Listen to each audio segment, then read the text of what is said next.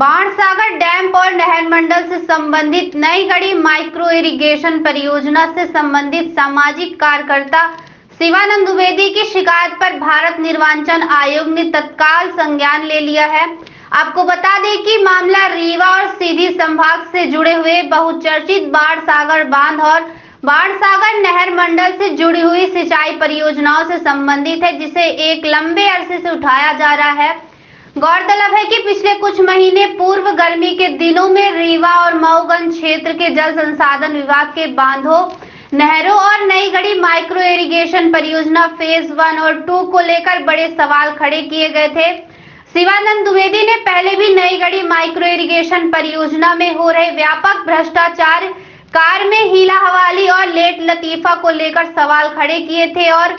प्रधानमंत्री कार्यालय, जल संसाधन विभाग, मध्य प्रदेश शासन से लेकर चीफ सेक्रेटरी एवं मुख्यमंत्री मध्य प्रदेश शासन सहित दर्जनों जिम्मेदारों को ईमेल के माध्यम से कई बार पत्र भी लिखा था और शिकायत दर्ज कराई थी। मामले पर कार्रवाई भी हुई और जिस नई गढ़ी माइक्रो इरिगेशन परियोजना को वर्ष 2019 में पूरा कर लिया जाना था, उसे 2023 तक भी पूरा न किए जाने के बाद सितंबर 2023 तक का एक्सटेंशन भी दिया गया और इस प्रकार 3 वर्ष के कार्य को 6.5 वर्ष बाद भी पूरा नहीं किया जा सका है। साथ में जिस संविदाकार जेपी एसोसिएट कंपनी को ब्लैक लिस्ट किया गया, उसी से नियम विरुद्ध तरीके नई गढ़ी माइक्रो इरिगेशन का कार्य ब्लैक लिस्ट होने के बाद भी लिया गया, जिस मामले को लेकर कई आपत्तियां व्यक्त की गई थी और एक ब्लैक लिस्टेड कंपनी से कार्य क्यों करवाया जा रहा है, इस पर भी सवाल खड़े किए गए थे। गौरतलब है कि सितंबर 2023 की मियाद भी अब पूरी हो चुकी है, लेकिन नई गढ़ी माइक्रो इरिगेशन फेज 1 और 2 का कार्य 50% तक भी पूरा नहीं हो सका है, जिसे लेकर हालांकि विभाग के अधिकारी 70% कार्य पूरा होना बता रहे हैं और जिसकी भुगतान भी कर दिया गया है। लेकिन यदि सही तरीके से जांच हो जाए तो सच्चाई सामने आ जाएगी और कार्य से अधिक भुगतान पाया जाएगा।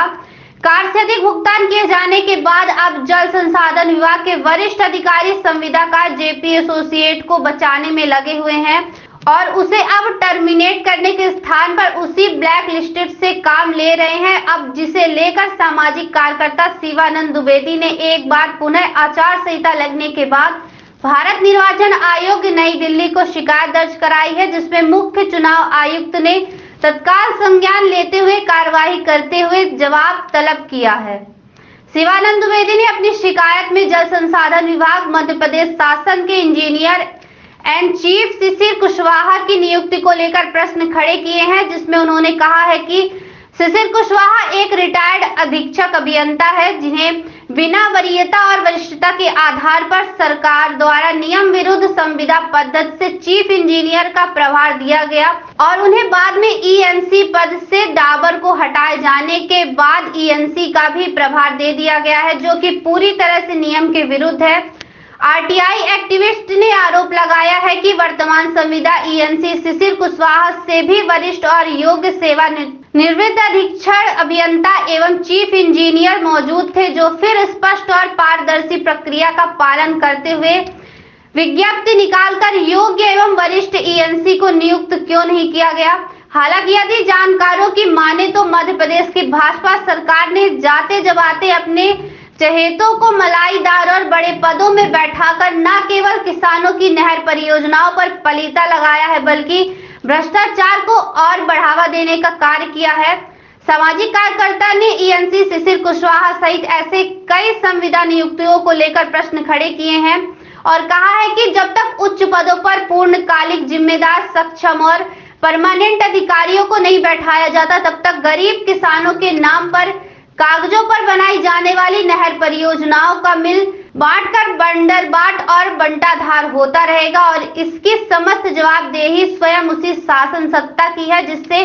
आम जन को अब सचेत भी होना चाहिए और मिलकर आवाज उठाना चाहिए। देखिए, अभी हमने पिछले गर्मी के समय पर, गर्मी के दिनों में एक